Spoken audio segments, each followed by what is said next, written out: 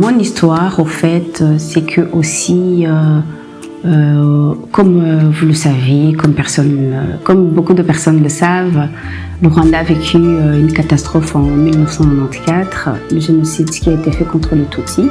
Et c'est pendant ce génocide, au fait, que j'ai perdu ma famille. On était une famille de 5 enfants et on est resté, moi et ma petite sœur, 2 enfants seulement. Déjà, le fait qu'on venait de perdre nos parents dans ce genre de catastrophe, si j'ose dire, c'était pas une mort comme on connaît, normale. C'était une situation qui était très difficile et en plus, moi j'ai assisté à beaucoup de choses. J'ai assisté à la mort de plusieurs personnes. J'ai pas vu mes parents mourir, mais j'étais là. J'étais là, mais comme si je les avais vus mourir, je pense que je serais morte aussi. C'est parce que j'étais cachée. Chaque fois que j'étais quelque part, je quittais cet endroit pour aller juste à côté et les gens avec qui j'étais, ils se faisaient tuer. C'est vraiment, je suis convaincue que vraiment Dieu a fait ça. Et c'était une grâce, mais en même temps, pour moi, pendant longtemps, ça ne l'a pas été. Je regrettais de ne pas être morte avec les autres. Et j'avais cette pression vraiment dans mon cœur. Pourquoi moi? Pourquoi tu ne m'as pas laissé partir avec les autres? Alors que je me cachais. On est sortis de là, on n'était que 3 filles. Avec les voisins, en fait, notre famille et la famille des voisins, on n'était que 3 personnes. Et parmi les 3 personnes qui sont sorties de là, je suis la seule qui n'a pas été touchée physiquement.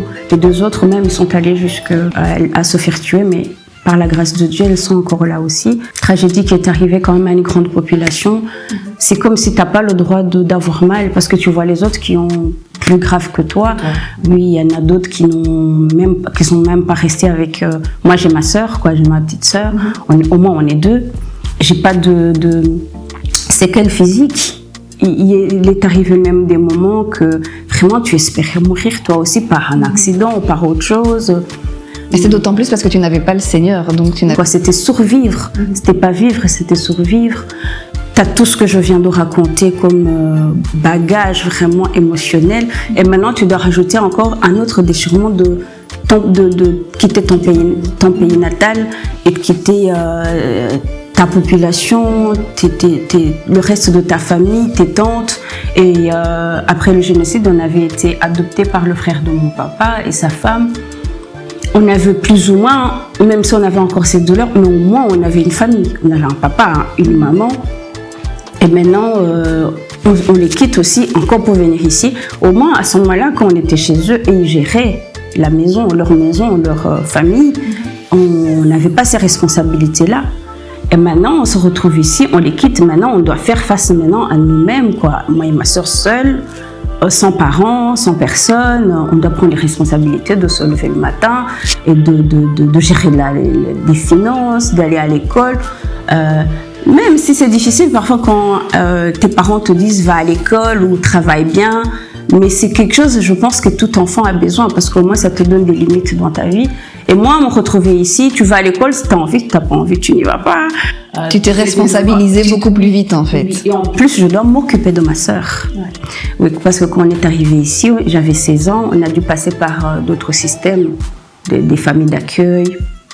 Et puis à 18 ans, j'allais tellement mal que je ne voulais même plus habiter avec d'autres personnes. Parce que pour moi, j'étais un poids pour les gens, parce que je le voyais que j'étais un poids. Je voyais que c'était pas facile de gérer un enfant avec tout ça. Oui, la façon peut-être d'être, la façon de faire.